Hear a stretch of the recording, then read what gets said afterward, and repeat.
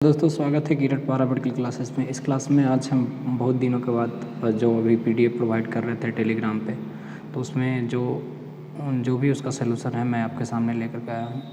और जितने भी स्टूडेंट हैं, आप मेरे चैनल पे नए हैं तो जल्द से जल्द सब्सक्राइब कर लें। आई एम कमिंग बैक और फॉर न्यू मॉडल्स लेकर के क्वेश्चन का, और कैसे एग्ज़ाम क्रैक करना है उसके बारे में बताएंगे। ठीक है, तो पहला क्वेश्चन दिए थे हम लोग कि नीति आयोग एक है।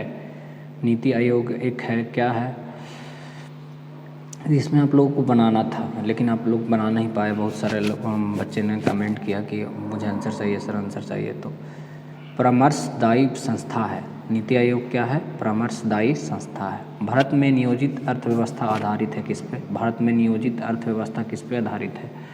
तो इसमें ऑप्शन आप लोग को नहीं दे सकता, लेकिन तो मैं डायरेक्टली आंसर बता रहा हूँ आप लोग को। तो भारत में नियोजित अर्थव्यवस्था के बारे में बताऊँ तो भारत में नियोजित अर्थव्यवस्था है मिश्रित अर्थव्यवस्था पर नियोजित है। और फिर आगे है कि भारत में आय का सबसे बड़ा स्रोत क्या है? भारत में आय का सबसे बड़ा स्रोत क्या है? तो चुंगी कर। भारत में आय का सबसे बड़ा स्रोत क्या है? चुंगी कर। चुंगी कर में क्या होता है?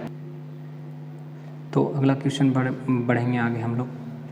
भारत के तट रेखा की लंबाई कितनी है? भारत के तट रेखा की लंबाई कितनी है? तो ऐसे मैं डायरेक्टली आंसर बता रहा हूँ, 61 किमी लंबी है। 61 किमी जो भारत के स्थलीय सीमा के लंबाई है, जो 15,200 लगभग करके जो है। तो 61 किमी यदि अंडमान निकोबार से द्वीप समूह से तथा और जो भारत के स्थलीय सीमा की लंबाई है 15,200 किलोमीटर जो है, उसमें अगर हम बात करें अंडमान निकोबार द्वीप समूह तट रेखा की बात करें तो जो किया जाए, भारत की तटीय सीमा 7517 किमी की है। और स्पष्ट कि भारत की एक विशाल देश है जो क्षेत्रफल की दृष्टि से इसका विश्व में 7वां स्थान है। क्षेत्रफल की दृष्टि से अगर पूछे क्वेश्चन आप लोगों को कि क्षेत्रफल की दृष्टि भारत में कितना स्थान है, तो 7वां स्थान है। अगला क्वेश्चन की ओर हम बढ़ेंगे कि नकदी फसल में सम्मिलित कौन कौन सा फसल शामिल नहीं है? नकदी फसल में जो शामिल नहीं है तो उसमें जो है कौन सा फसल जो शामिल नहीं है? तो गेहूं है जो नकदी फसल में शामिल नहीं है। छठा नंबर क्वेश्चन में बढ़ेंगे। अगर आप लोग को सोल्यूशन चाहिए तो मैं छठा नंबर का और 5वां नंबर क्वेश्चन का जो सोल्यूशन बता देता हूँ। तो वर्तमान में जो है वो भारत में विश्व की चाय का दूसरा सबसे स्थान है, जो उपभोक्ता देश का है। यहाँ विश्व उत्पादन में 27% चाय के उत्पादन की जाती है और विश्व व्यापार में 13% चाय के उत्पादन होता है। यूएसए में सबसे बड़ा आयातक है चाय का। सबसे अगर पूछे कि सबसे बड़ा चाय का आयातक कौन है, तो यूएसए। समझे? और मैं आगे आपको वीडियो में बने रहिएगा, देखते रहिएगा, सुनते रहिएगा। और फिर इसके बाद मैं बता रहा हूँ कि भारत के सर्वश्रेष्ठ एवं उपभोक्ता के बारे में, तो यही मैंने आप लोग को आंसर बता दिया, तो यूएसए। समझे? तो आगे हम बढ़ेंगे आगे अगला क्वेश्चन की ओर। अगला क्वेश्चन में है विभाजन के कारण भारत का कौन सा उद्योग सबसे बुरी तरह प्रभावित हुआ था? विभाजन के कारण कौन सा जो उद्योग जो है सबसे बुरी तरह प्रभावित हुआ था? तो जूट तथा रुई का उद्योग जो है सबसे बड़ा बुरी तरह प्रभावित हुआ था। फिर अपने किस कार्यकारिणी कमेटी में कांग्रेस ने भू स्वामित्व को समाप्त करने की नीति अपनाई? अपने किस कार्यकारिणी समिति ने भू स्वामित्व को समाप्त करने की नीति अपनाई? तो आप लोग को देखना है, पहले कार्यकारिणी समिति 1937 ने भू स्वामित्व को समाप्त करने की अपनाई। छोटा नागपुर 9वां नंबर क्वेश्चन देखना है। छोटा नागपुर जनजाति विद्रोह कब हुआ था? छोटा नागपुर जनजाति विद्रोह कब हुआ था? 1820 ईस्वी में। आंसर आप लोग नोट करते जाइएगा और बनाते जाइएगा। गांधी जी का चंपारण सत्याग्रह किससे शुरू हुआ? गांधी जी का चंपारण सत्याग्रह किससे शुरू हुआ? तो तिनकठिया प्रणाली से चंपारण सत्याग्रह की शुरुआत हो गई। उलगुलान विद्रोह किससे जुड़ा था? उलगुलान विद्रोह जो है किससे जुड़ा था? तो इसमें देखना है, गुलान विद्रोह जो जुड़ा है जो बिरसा मुंडा से जुड़ा है। ये क्वेश्चन आ सकता है, तो आप लोग के नया तरह का क्वेश्चन है, आप लोग देखे नहीं होंगे, तो आप लोग से विनम्र निवेदन है कि बस जल्द से जल्द इसमें थोड़ा सा जुड़ाव रखें अपना।